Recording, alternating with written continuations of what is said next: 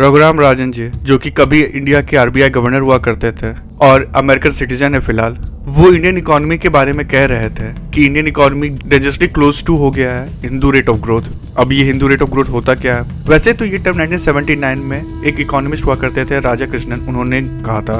उन्होंने ये यूज किया था एक्सप्लेन करने के लिए लोअर ग्रोथ जो था इंडिया में इकोनॉमी का, उसको। ये फेज 1950 से लेके 1990 तक चला, जब तक हमारे यहाँ लिबरलाइजेशन नहीं आया। रघुराम राजन जी इसे एक्सप्लेन करने के लिए एक टर्म बोलना भूल गए थे, नेहरूवियन रेट ऑफ ग्रोथ। ये भी इसी फेज को कहा जाता है। वेल, वो नहीं बोलेंगे क्योंकि वो भारत जोड़ो यात्रा में घूम के आए हैं। It's okay.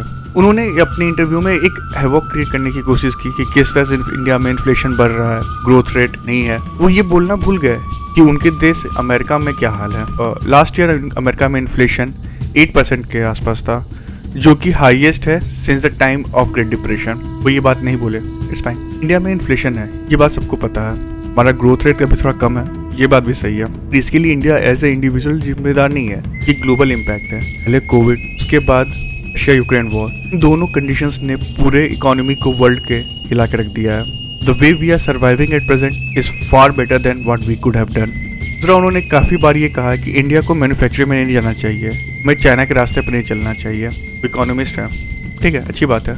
वो ये बताना भूल गए कि किस तरह से हम अपनी ट्रेड अकाउंट डिफिसिट को कम कर सकेंगे अगर हम फैक्ट्री में नहीं जाएंगे। तो आज के डेट में जो भी बड़ी कंट्रियाँ हैं, China, Germany, south Korea, Japan, America, ये सारी कंपनियां इसलिए बड़ी हैं क्योंकि उनके पास ऐसा 1, 2, 3 कुछ अमाउंट ऑफ कंपनीज हैं जो कि मैन्युफैक्चरिंग में काफ़ी बड़ी हैं, और ये चीज़ उन्हें बड़ी कंट्री बनाती है, पावरफुल कंट्री बनाती है। अगर इंडिया को भी एज ए कंट्री डेवलप करना है तो सर्विस के साथ मैन्युफैक्चरिंग में आगे बढ़ना ही होगा। बिना बढ़े कुछ अचीव नहीं कर सकते हैं आप। एक बात, अगर कोई आदमी किसी पॉलिटिकल पार्टी के साथ जुड़ा हुआ हो, मेंबर हो या ना हो, एफिलिएटेड एटलीस्ट हो, की बात का कोई वैल्यू नहीं होता।